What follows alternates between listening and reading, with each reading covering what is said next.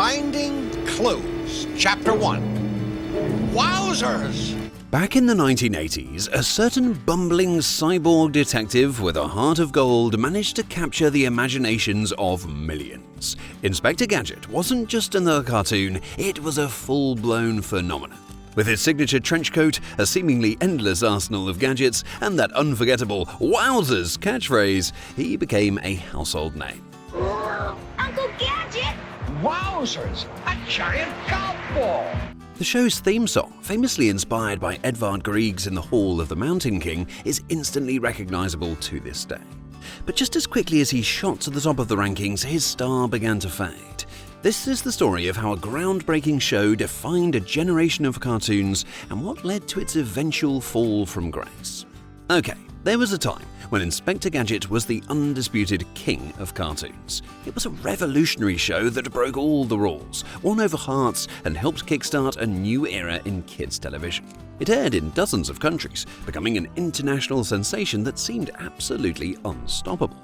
But somewhere down the line, things changed. The world's favorite bionic detective slipped into relative obscurity, becoming more of a retro curiosity than a modern icon. So what happened? How did a character so beloved, a show so completely dominant, eventually get left behind? Now, our story kicks off in the early 1980s with a trio of creators. Andy Hayward, a former Hanna-Barbera exec, Jean Chalopin, head of the French studio DIC Audiovisuel, and Bruno Bianchi, who would go on to design the show's iconic characters. Hayward, eager to make a splash in the American market, dreamed up a clumsy, tech-heavy detective. The idea was a mashup of popular culture, borrowing the bumbling incompetence of Inspector Clouseau from the Pink Panther and the spy parody antics of Maxwell Smart from Get Smart. And in what can only be described as a brilliant casting move, Don Adams, the voice of Maxwell Smart himself, was brought on to voice Gadget, lending his perfect comedic timing to the role. Another self-destructing message. Mad will use strange animal to disrupt games. Don't worry, Chief. But there was one small problem.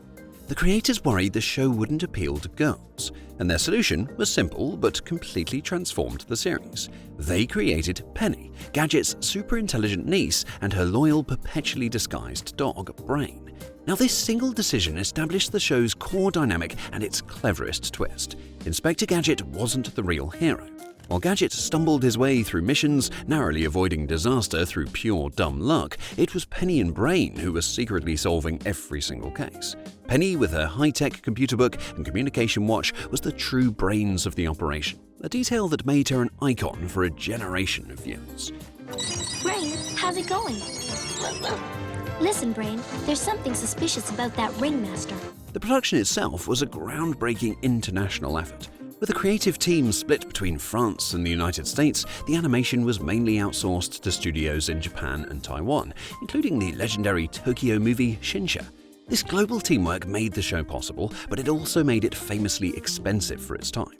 Now, adding to its prestige, Inspector Gadget was the first animated series ever to be broadcast in stereo sound, a technical innovation that really set it apart. Unusually for that era, Inspector Gadget wasn't just created to sell a line of toys. While shows like He-Man and Transformers were basically 22-minute commercials, Gadget was built on character, plot, and some surprisingly clever writing.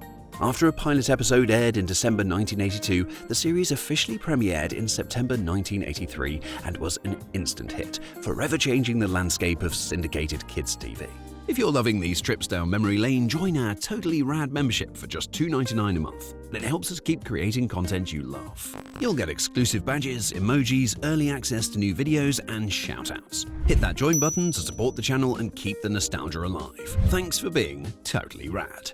Now, Inspector Gadget's rise wasn't just fast, it was meteoric. As DIC Entertainment's first cartoon made for syndication, it exploded onto afternoon TV blocks across North America and Europe. The show's formula was simply irresistible. Each episode kicked off with Gadget getting a self-destructing message from Chief Quimby, who would always, without fail, become a victim of the explosive assignment. Gadget would then set off to stop the latest scheme of the evil MAD organization, led by the mysterious Dr. Claw. Now, the mystery of Dr. Claw was a masterstroke of suspense. Viewers never saw his face, only his menacing gloved hand and his sinister pet, Mad Cat. And this created an aura of menace that was both frightening and totally captivating. Gadget escape next time. His gravelly voice, provided by the legendary Frank Welker, would vow, "I'll get you next time, Gadget, next time," a catchphrase that became just as famous as Gadget's act. Now, the show's massive success was reflected in its ratings. By December 1984, it was the number 4 kids show in syndication. The show was airing on 112 stations, reaching an incredible 85% of all US households, and it absolutely dominated its time slots, becoming a daily ritual for kids rushing home from school. Now, this explosion in popularity inevitably led to a wave of merchandise, and even though it wasn't initially designed to sell toys, the franchise quickly grew to include action figures, vehicles, and of course, the iconic transforming Inspector Gadget doll. The show's financial success also fueled DIC's production of other beloved 80s cartoons, like The Real Ghostbusters and Heathcliff. And for 2 seasons and 86 episodes running from 1983 to early 1986, Inspector Gadget reigned supreme. Its unique blend of slapstick humor, futuristic gadgets, and the empowering secret heroism of Penny and Brain created a formula that was unlike anything else on TV. The show was a cultural touchstone, embedding phrases like "Go, go, Gadget" and "Wowzers" into the vocabulary of a generation. Go, go, Gadget legs! But even with its incredible success, the production of new episodes came to a surprisingly sudden end. So why did a show at the absolute height of its power suddenly stop making new episodes? Well, the answer, as it so often is, came down to money. It was simply more profitable for DIC and its partners to syndicate the existing 86 episodes than to keep funding the expensive international production for a 3rd season. For years, this strategy worked like a charm. Inspector Gadget remained a constant presence on television through reruns, staying in syndication well into the late 1990s and introducing the character to new waves of kids. But as time wore on, the franchise started to splinter.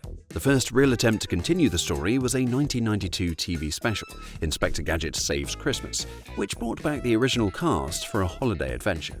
However, the spin-offs that came after began to water down the original's magic. In the mid-90s, shows like Gadget Boy and Heather and Inspector Gadget's Field Trip appeared, partly to meet new FCC rules for educational kids programming. Field Trip was especially strange, pasting an animated Gadget over live-action travel footage with Penny and Brain nowhere in sight. Now, the early 2000s saw some reboots, but with worse results. Gadgets and the Gadgetinis, a 2002 sequel, was criticised for shifting focus away from Gadget and for having a dumbed-down feel. While these shows kept the name alive, they just couldn't capture the charm and wit of the original series. But perhaps the biggest blow to the original's legacy came from Hollywood. In 1999, Disney released a live-action Inspector Gadget movie starring Matthew Broderick. The film was a financial success, but was torn apart by critics and fans. It committed the ultimate sin of showing Dr. Claw's face, who was played by Rupert Everett, stripping away one of the cartoon's most compelling mysteries. A direct-to-video sequel in 2003 with French Stewart taking over for Broderick did even worse. For many, these movies did more to tarnish the memory of Gadget than to celebrate it. And more recently, a 2015 CGI animated series, also called Inspector Gadget, was released on Netflix. It was designed as a reboot for a new generation, introducing Dr. Claw's nephew, Talon, as a rival for Penny. While the show was decent, it couldn't escape the shadow of its predecessor. Don Adams had passed away, and without his iconic voice, it just didn't feel the same. The original Inspector Gadget remains a masterclass in animated television. But I want to know what you think. Was the original formula perfect, or did you actually enjoy some of the reboots and spin-offs? Let us know in the comments below, and if you enjoy taking a deep dive into the history of your favourite cartoons, be sure to like this video and subscribe for more stories behind the shows that made our childhoods.